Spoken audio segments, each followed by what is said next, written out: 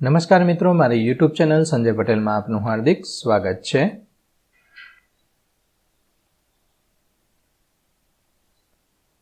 મિત્રો, આજે આપણે ધોરણ 4 વિષય છે ગુજરાતી કુહુ, તેનો પાઠ 10. પાઠનું નામ છે રંગે સંગે કામ કરો. તેની સ્વઅધ્યયન પોથી જે આ વર્ષે નવી આવેલી છે તેનું સંપૂર્ણ સોલ્યુશન આજે આપણે આ વિડીયોની અંદર જોવાના છીએ.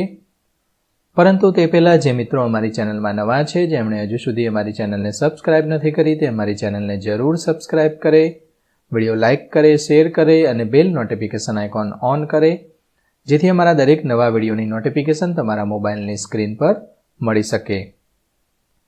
મિત્રો, આ દરેક વિડીયોનું PDF સ્વરૂપે સોલ્યુશન મેળવવા માટે તમારા મોબાઈલના પ્લે સ્ટોરમાં વિશ્વગુરુ સર્ચ કરી એપ્લિકેશન ઇન્સ્ટોલ કરી શકશો. તદ્દન ફ્રી એપ્લિકેશન છે. કોઈ પણ પ્રકારનો ચાર્જ તમારે એપ્લિકેશન વાપરવાનો આપવાનો નથી.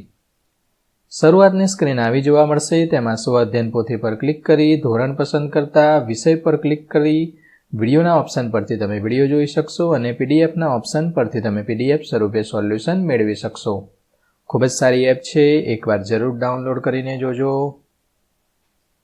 ચાલો સોલ્યુશન શરૂ કરીએ છીએ. તેમાંનો પહેલો પ્રશ્ન છે, આડાઅવળા અક્ષરોને યોગ્ય ક્રમમાં ગોઠવી અર્થપૂર્ણ શબ્દ બનાવવાનો છે. અહીંયા જોવા જઈએ તો પહેલો દી, પછી વા અને પછી લ. તો આ બન્યો આપણો શબ્દ દિવાલ. તે જ રીતે અહીંયા આગળનો આ શબ્દ બને છે પરસેવો, કચુંબર અને લકોટી. ઉદાહરણ મુજબ શબ્દો લખો અને વાક્ય પ્રયોગ કરવાનું છે. ઉદાહરણમાં વાહ, તો વાહ તારો અવાજ સુંદર છે. અરે, તો અરે તમે ક્યારે આવ્યા. શાબાશ, તે ખૂબ જ સરસ કામ કર્યું. બાપ રે, આવડો મોટો સાપ.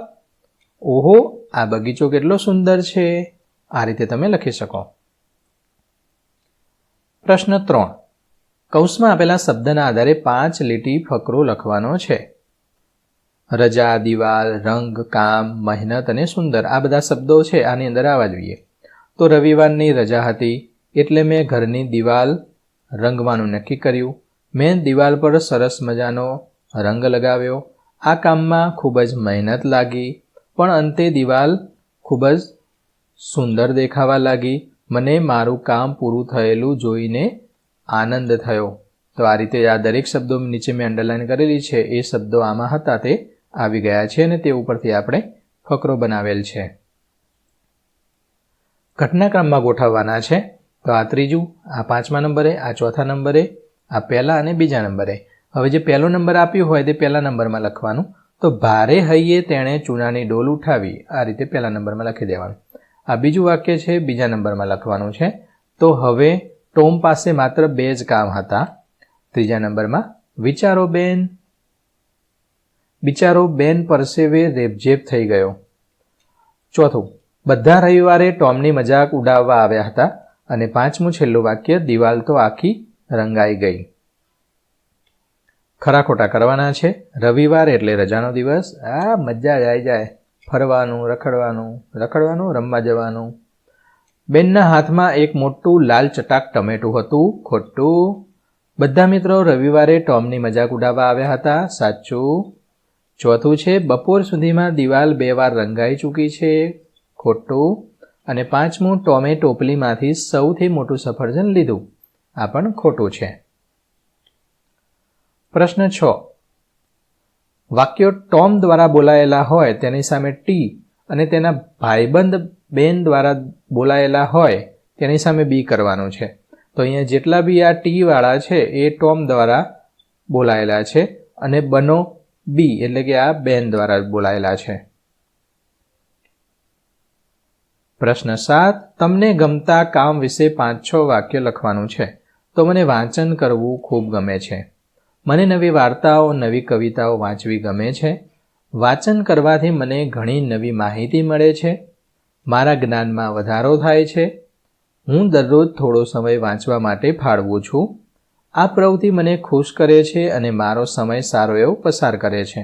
આ ઉપરાંત વાંચનમાંથી ઘણું બધું જાણવા પણ મળે. પ્રશ્નના જવાબ. તેમાંનો પહેલો પ્રશ્ન, રજાનો દિવસ હોય ટોમ શું વિચારતો હતો. તો રજાનો દિવસ હોય ટોમ વિચારતો હતો કે આજે સ્કૂલ નથી, લેસન નથી, બસ આરામ કરો અને રમવા જાઓ. બીજો પ્રશ્ન, ટોમના મનમાં કેમ દાજ ચડી?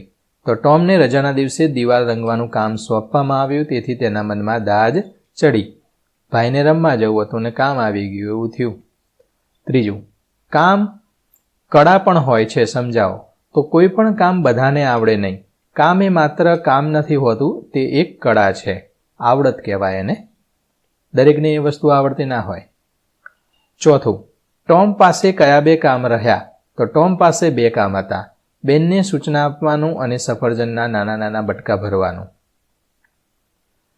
પાંચમો પ્રશ્ન, પોલી માસીને દિવાલ રંગવા બાબતે ટોમ પર કેમ વિશ્વાસ ન થયો?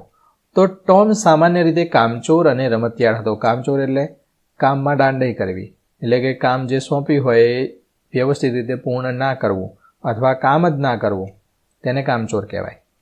તેથી તેણે આટલી ઝડપથી દિવાલ રંગી હશે એ વાત પોલી માસીને વિશ્વાસ ન થયો. પ્રશ્ન 8, માગ્યા મુજબ લખો. જેમાંનું પહેલું, તું જા ભાઈ, મને મારું કામ કરવા દે. આ વાક્ય કોણ કોને કહે છે? તો ટોમ બેનને કહે છે.